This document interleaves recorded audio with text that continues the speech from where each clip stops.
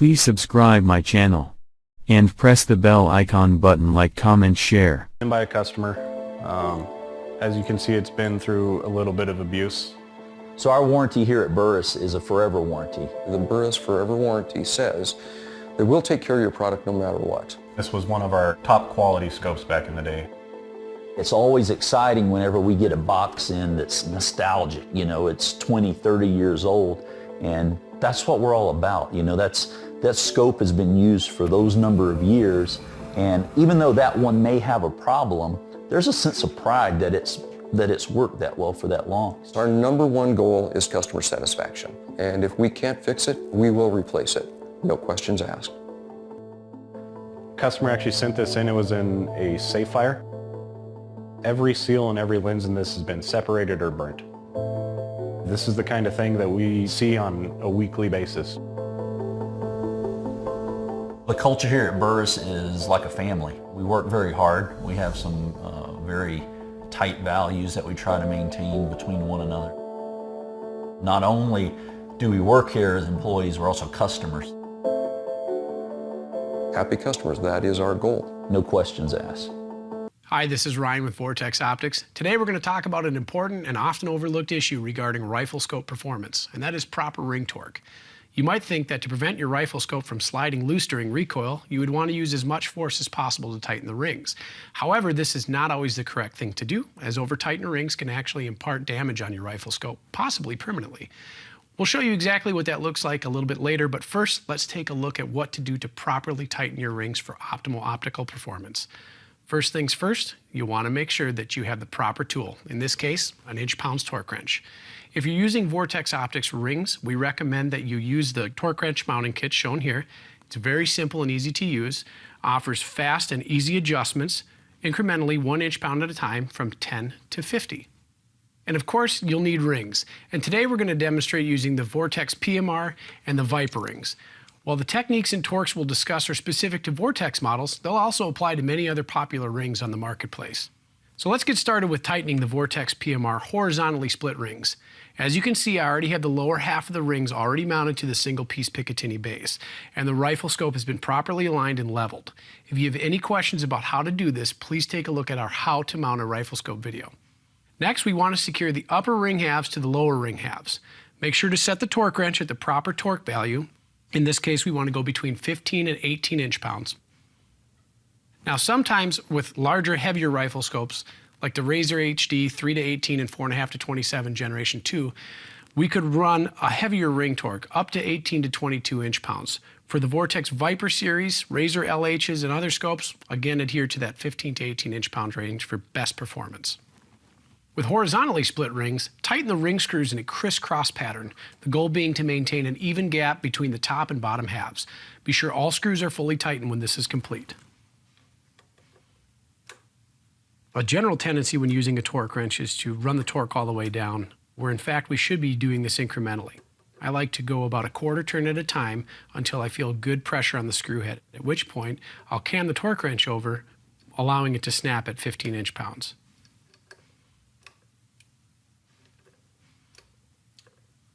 Vertically split rings will require a slightly different tightening technique. Begin by fully tightening both top screws at 16 to 18 inch-pounds, then tighten both bottom screws at the same 16 to 18 inch-pounds. Be sure all screws are tight when complete. At this point, your rings have been tightened properly and you're set. Now that we've shown you some of the best practices regarding tightening your rings, we do want to talk a little bit about what can happen if you tighten rings without this proper technique. Applying slightly too much pressure to the scope tube can cause the erector tube and adjustment turrets to malfunction and the parallax adjustment cell to lock up, resulting in erratic tracking and parallax error. If you're seeing this happen, there is a quick remedy if the rifle scope is not permanently damaged. Just loosen the ring screws and start over, applying the proper torque. This will immediately release the pressure on the tube, allowing the rifle scope to track properly again. Tightening the screws well beyond the recommended torque specs can actually crush the tube. This will permanently damage your rifle scope, and in most cases it will likely need to be sent in and evaluated by our repair team. Over-tightening can also be caused by using thread locker on the ring screws, so while it may seem tempting to use it, we would recommend against this. Well, that's about all on how to tighten your rifle scope rings. Again, when tightening the rings, make sure to follow the instructions that come. And ultra.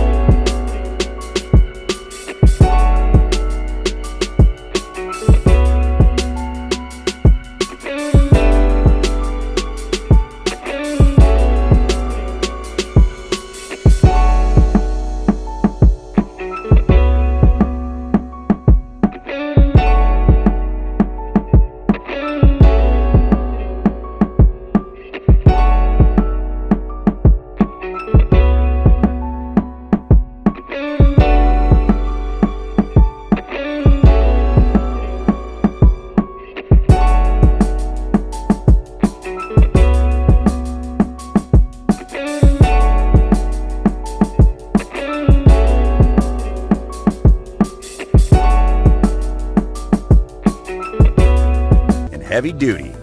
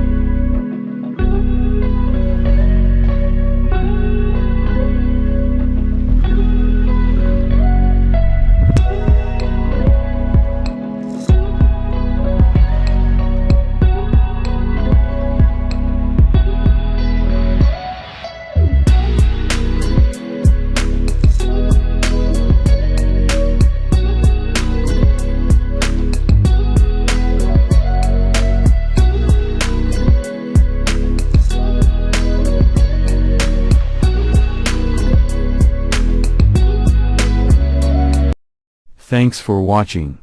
Product by link given in description.